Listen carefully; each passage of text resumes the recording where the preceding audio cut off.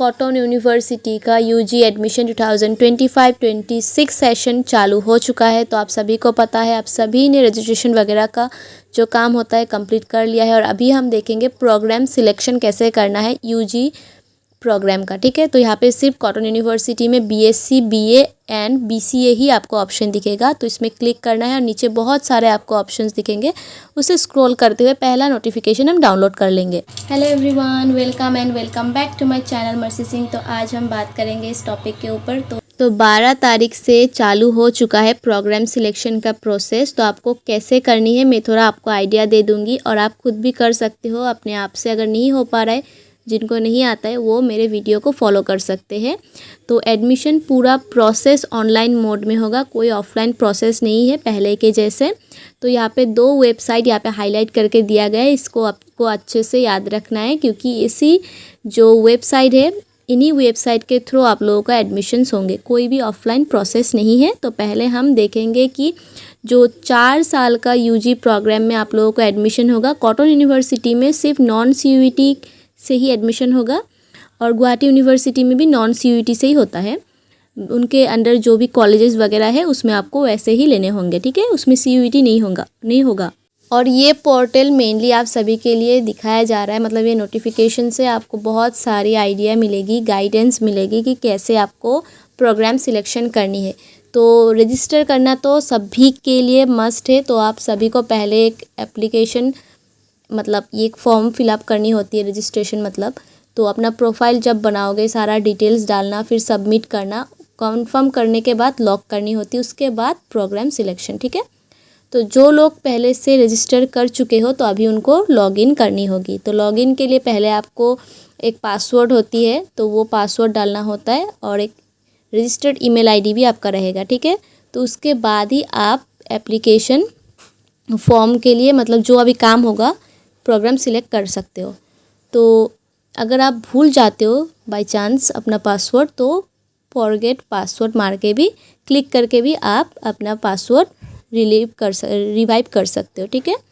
और ऐसे आपको एक इंटरफेस दिखेगा, रजिस्टर्ड यूज़र लॉगिन। तो यहाँ पे अपना रजिस्ट्रेशन नंबर या फिर ईमेल डालना, पासवर्ड डालना और कैप्चा कोड डालने के बाद लॉगिन करना। नहीं याद है तो फॉरगेट पासवर्ड मारना, ठीक। और सक्सेसफुली लॉगिन करने के बाद ही एक एप्लीकेंट अपना एडमिशन एप्लीकेशन प्रोसेस कंप्लीट कर पाएगा। प्रोग्राम सिलेक्शन हो या प्रोफाइल जो डिटेल्स हो वो पुट कर पाएंगे। अगर किसी ने नहीं किया है तो रेड यहाँ पे देखो हाईलाइट करके बताया गया है कि नहीं किया है तो करो जल्दी से, क्योंकि अगर ये नहीं करोगे तो आपका प्रोसेस आगे आप नहीं देख पाओगे, कर नहीं पाओगे, ठीक है। पहले तो अप्लाई इन कॉलेज आएगा, फिर apply in hostel, then enter bank account details. तो अपना बैंक अकाउंट डिटेल्स भी देना होगा ताकि आप अगर रिफ़ंड कर चाहते हो कैंसिल करने के बाद, तो आपको पैसा उसी बैंक अकाउंट में मिलेगा, ठीक है। तो पहले आपका अगर हॉस्टल भी चाहिए होता है तो हॉस्टल फैसिलिटी में आप ऐड हॉस्टल डिटेल्स में जाकर सिलेक्ट येस करना, तो आप वहाँ पे डिटेल्स वगैरह देख सकते हो। हॉस्टल एकोमोडेशन आपको, फिर hostel subject to fulfilment of eligibility criteria, मतलब जो आप एलिजिबिलिटी क्राइटेरिया रहता है उस पे आप अगर फुलफ़िल करते हो तो आपको हॉस्टल फैसिलिटीज़ भी मिलेगा। देन आता है आपका बैंक अकाउंट डिटेल्स, सारा मतलब आपको डिटेल्स डालनी होगी। देन आपका आएगा apply in college. Apply in college ये आपको दिखेगा बहुत सारे स्टेप्स। तो पहला स्टेप में आपको जाना है, आपका जो डैशबोर्ड रहेगा तो वहाँ अप्लाई इन कॉलेज या फिर यूनिवर्सिटी, उसमें आपको क्लिक करना है या फिर सिलेक्ट करना है। और उसके बाद आपको बहुत सारे प्रोग्राम्स दिखेंगे, बहुत सारे यूनिवर्सिटी का नाम दिखेगा, यूनिवर्सिटी के अंदर जो कॉलेजेस है वो सब दिखेंगे। तो इसको चॉइस करना, सिलेक्ट करना, ये सब आपके ऊपर है। आप कैसे कॉलेज चाहते हो, यूनिवर्सिटी चाहते हो, क्या सब्जेक्ट कॉम्बिनेशन चाहते हो, माइनर सब्जेक्ट, मेजर सब्जेक्ट, वो सब कुछ आपके ऊपर है, ठीक है। तो अप्लाई इन कॉलेज नाउ, यहाँ पे भी आप देख सकते हो ऑप्शन है, ऊपर में भी है। तो जो ग्रीन वाला हाईलाइट पोर्शन दिख रहा है आप वहाँ क्लिक करना, अप्लाई इन कॉलेज, और वहाँ आपको दिखेगा मतलब प्रोसीड बटन। सब ऐड करने के बाद प्रोग्राम्स, जो आपको मनपसंद प्रोग्राम सिलेक्ट करते हो, जो मेनू रहेगा उसमें से सिलेक्ट करने के बाद ही आप प्रोसीड कर सकते हो, तो आपका वो फिल हो जाता है। तो यहाँ एक आपको इंटरफेस दिखा रही हूँ, देखिए एडमिशन मोड रहेगा, तो आप नॉन सीयूईटी सिलेक्ट करना, यूनिवर्सिटी आपका मर्जी से, कॉलेज या डिपार्टमेंट जो चाहिए आपका, यूनिवर्सिटी कैंपस में चाहिए तो वो भी सिलेक्ट कर सकते हो। और उसके बाद नीचे स्क्रॉल करके आप देख सकते हो प्रोग्राम लेवल। तो आपको कौन सा प्रोग्राम चाहिए, bachelor under graduate program select करना। स्कीम टाइप, तो ये NEP स्ट्रीम दिखाया गया है यहाँ पे, तो अगर यही ऑप्शन रहता है तो आपको ये सिलेक्ट करना होगा। प्रोग्राम आपको बैचलर ऑफ आर्ट्स हो सकता है, बैचलर ऑफ साइंस हो सकता है, ऐसे BCA भी हो सकता है, आप वो सिलेक्ट करना, ठीक है। और ये डिक्लेरेशन पे भी क्लिक करने के बाद प्रोसीड क्लिक करना, ठीक है। और आपको जो सारे सब्जेक्ट सिलेक्ट करने हैं आपके मर्ज़ी से करना, किसी के बात सुनकर मत करना, नहीं तो आपको बाद में दिक्कत आएगी कि आपके मन पसंदीदा सब्जेक्ट आपको नहीं मिला। सेम वही कॉलेज के बारे में भी मैं सेम बोलूँगी। तो अपने मर्ज़ी से सब कुछ करना, या फिर कोई वाइज इंसान आपके पास है तो आप उनसे थोड़ा सा कंसल्टेशन कर सकते हो, ठीक है। तो आप यहाँ सब्जेक्ट सिलेक्ट करने के बाद ही आपको जो एडमिशन स्कीम है वो आपको शो होगा, ठीक है। जैसे यहाँ देखिए सब्जेक्ट ग्रुप, सिलेक्ट ग्रुप है, यहाँ पे सब्जेक्ट्स वगैरह देने होंगे, सब्जेक्ट 1 सब्जेक्ट 2 ऐसे करके, ठीक है। तो आप यहाँ पे सब्जेक्ट सिलेक्ट होने के बाद प्रोसीड करना, और इसके बाद आप प्रीव्यू भी कर सकते हो कि आप क्या क्या सिलेक्ट किए हो, और प्रीव्यू होने के बाद आप नेक्स्ट कर सकते हो। तो स्टेटस अभी नॉट सबमिटेड दिखा रहा है क्योंकि अभी तक हम बस फर्स्ट स्टेप में ही है। और यहाँ नेक्स्ट क्लिक करने के बाद आपको बाद में आएगा पर्सनल डिटेल्स डालने के लिए। तो मदर्स नेम, फादर्स नेम ऐसे डालना, मम्मी का qualification, occupation, mobile number, office address same, papa का भी वो सारा डिटेल्स चाहेगा। फिर फादर योर गार्जियन, येस और no, emergency contact number, combined family income, then other category या फिर कोटा के बारे में पूछेगा, PWD से बिलोंग करते हो या नहीं, फिर एक्स सर्विसमैन हो या नहीं, फिर फ्रीडम फाइटर या फिर फ्रीडम फाइटर से डिपेंडेंट हो या नहीं पूछेगा, येस और नो डालना। फिर एक्स्ट्रा करिकुलर एक्टिविटीज़ है तो डालना, स्पोर्ट्स कोटा है येस और नो वो डालना। फिर ये सब डालने के बाद आप नेक्स्ट बटन क्लिक कर सकते हो। और ये नेक्स्ट बटन क्लिक करने के बाद एजुकेशनल डिटेल्स आपको ऐड करने के लिए कहा जाएगा। तो यहाँ पे आप क्लास 10th एंड 12th का सारा डिटेल्स ऐड करनी होगी। क्लास 10th आप कितने साल में, कौन से साल में पास किए थे वो पास आउट का ईयर लिखना है, फिर परसेंटेज लिखना है, देन क्लास 10th में कितना डिवीजन से पास हुए हो वो लिखना है, कौन सा स्कूल या फिर इंस्टीट्यूशन का नाम लिखना। फिर उसके बाद आपको क्लास 10th का ही आपको सब्जेक्ट कॉम्बिनेशन लिखना होगा, सब्जेक्ट कॉम्बिनेशन से ऊपर आपको बोर्ड लिखना होगा, कौन से बोर्ड से पास हुए हो, उसके बाद सब्जेक्ट कॉम्बिनेशन, क्या क्या सब्जेक्ट्स थे आपके। और सेम ऐसे ही आपको क्लास 12th का भी डालना होगा, कौन से साल में पास हुए हो और कितना परसेंटेज मिला, सब कुछ डालनी होगी, ठीक है। और यहाँ पे सब्जेक्ट कॉम्बिनेशन भी पूरा डालनी होगी, साइंस के हो, आर्ट्स के हो, सभी को। उसके बाद नेम ऑफ द सब्जेक्ट, क्या क्या सब्जेक्ट्स थे 12th में और कितने मार्क्स मिले हैं, टोटल मार्क्स में से आपको कितना मिला है वो आपको ऐड करनी होगी। फिर यहाँ पे ये डालने के बाद आपको सेव एंड नेक्स्ट करनी होगी।